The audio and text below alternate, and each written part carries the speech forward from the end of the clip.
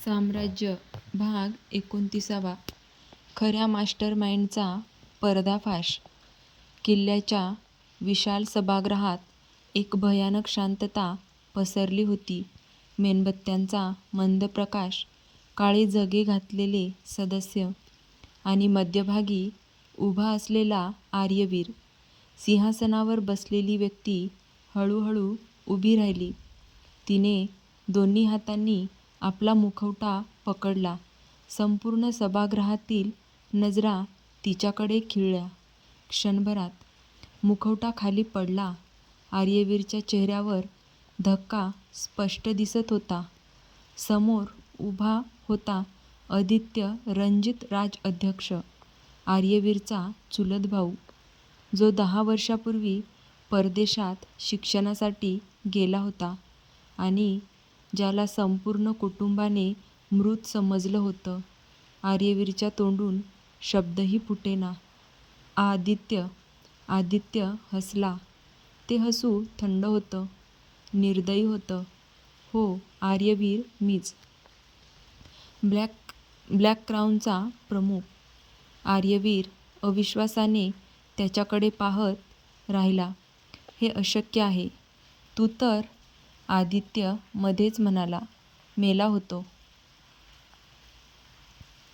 तेच तर मी सगळ्यांना वाटू दिलं. तो हळूहळू सिंहासनावरून खाली उतरला. तुला माहिती आहे, आपल्या आजोबांनी ब्लॅक क्राऊन सोडण्याचा प्रयत्न केला. त्यांनी संघटनेशी विश्वासघात केला. त्यांची शिक्षा संपूर्ण राजाध्यक्ष कुटुंबाला मिळाली. आर्यवीर रागाने म्हणाला. म्हणून तू बाबांचा खून केला? आदित्यने डोळे मिटले. नाही, मला त्यांचा खून करायचा नव्हता. मी त्यांना शेवटची संधी दिली होती, पण त्यांनी प्रोजेक्ट साम्राज्य सरकारकडे देण्याचा निर्णय घेतला आणि माझ्याकडे दुसरा पर्याय नव्हता. आर्यवीरच्या मुठी आवळल्या गेल्या. तू स्वतःच्या काकाचा खून केला? आदित्य शांतपणे म्हणाला. मी एका माणसाचा नाही, एका अडथळ्यांचा अंत केला. तेवढ्यात सभागृहाच्या मागचं दार उघडलं. सावी आत आली. तिच्यासोबत विक्रांत आणि पोलिसांचं विशेष पथकही होतं. आदित्य हसला. मला माहिती होतं तू एकटा येणार नाहीस. त्याने टाळी वाजवली. क्षणात सभागृहाच्या चारही बाजूंनी बंदूकधारी बाहेर आले. दोन्ही बाजूंनी बंदुका रोखल्या गेल्या. वातावरण युद्धासाठी तयार झालं. आर्यवीरने आदित्यकडे पाहिलं. आज तुझा खेळ संपला. आदित्य पुन्हा हसला. खेळ अजून सुरू झालाय.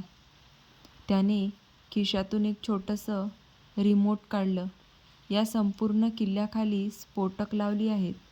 जर मी हे बटन दाबलं तर इथून कोणीही जिवंत जाणार नाही. सावी घाबरून आर्यवीरकडे पाहू लागली. विक्रांतने नेम धरला, पण गोळी झाडण्याची हिंमत झाली नाही.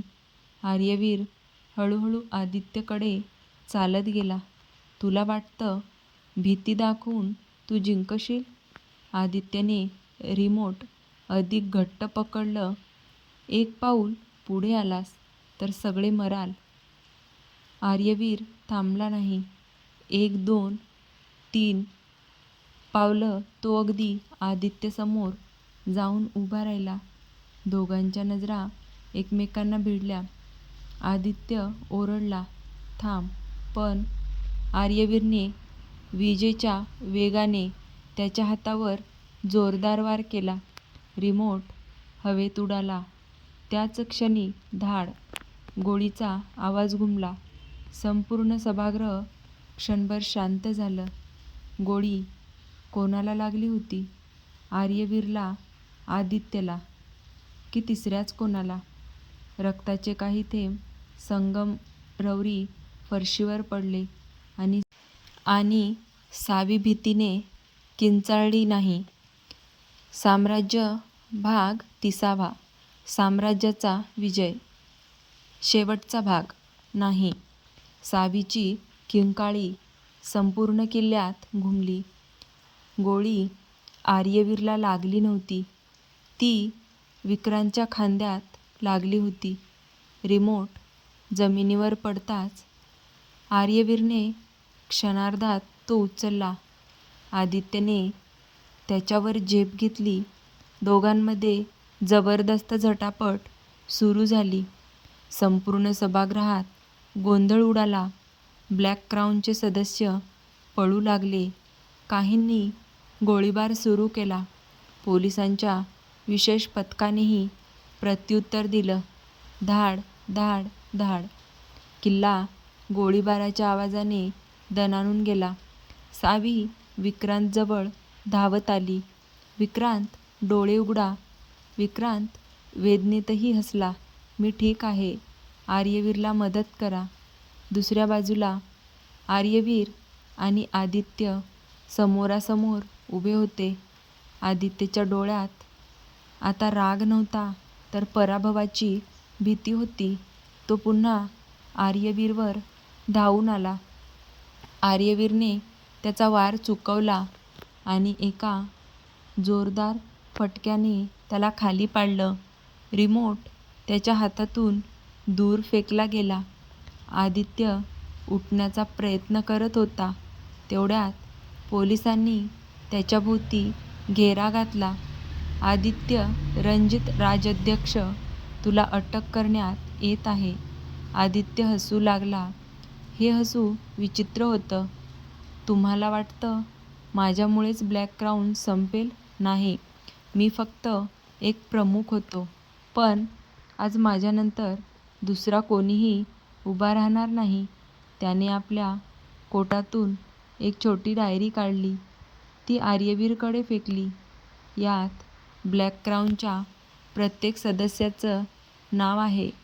मी हरलो, पण सत्य जिंकू दे. पोलिसांनी त्याला ताब्यात घेतलं. संपूर्ण किल्ला आता पोलिसांच्या नियंत्रणात होता. गुप्त कागदपत्र, हार्ड डिस्क, आर्थिक व्यवहार, सर्व पुरावे जप्त करण्यात आले. काही दिवसांनी देशभर एकच बातमी झळकली. ब्लॅक क्राऊन या गुप्त संघटनेचा पर्दाफाश. अनेक मोठे उद्योगपती, राजकारणी आणि भ्रष्ट अधिकारी अटकेत गेले. आर्यवीरच्या वडिलांचं नाव निर्दोष असल्याचं अधिकृतपणे जाहीर झालं. सावीच्या वडिलांनाही न्याय मिळाला. महेंद्र राणे यांनी न्यायालयात संपूर्ण सत्य सांगितलं. त्यांच्या साक्षीमुळे अनेक वर्षापासून दडलेलं सत्य जगासमोर आलं. 6 महिन्यांनी राजाध्यक्ष ग्रुप पुन्हा उभा राहिला. यावेळी आर्यवीरने एक मोठा निर्णय घेतला. त्याने कंपनीचा काही नफा अनाथ मुलं, शिक्षण आणि शेतकरी कुटुंबाच्या मदतीसाठी राखून ठेवला. त्याचं म्हणणं एकच होतं, साम्राज्य पैशाने मोठं होत नाही, ते माणुसकीने मोठं होतं. एका संध्याकाळी आर्यवीर आणि सावी कंपनीच्या टेरेसवर उभे होते. सूर्य मावळत होता. वारा शांत वाहत होता. आर्यवीरने हसत विचारलं, सावी, आता पुढे काय? सावी हसली.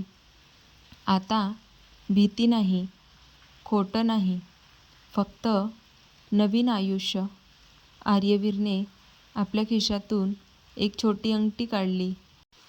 माझ्यासोबत आयुष्यभर चालशील? सावीच्या डोळ्यात आनंदाश्रू आले. तिने हसत होकार दिला. दोघांनी एकमेकांचा हात हातात घेतला.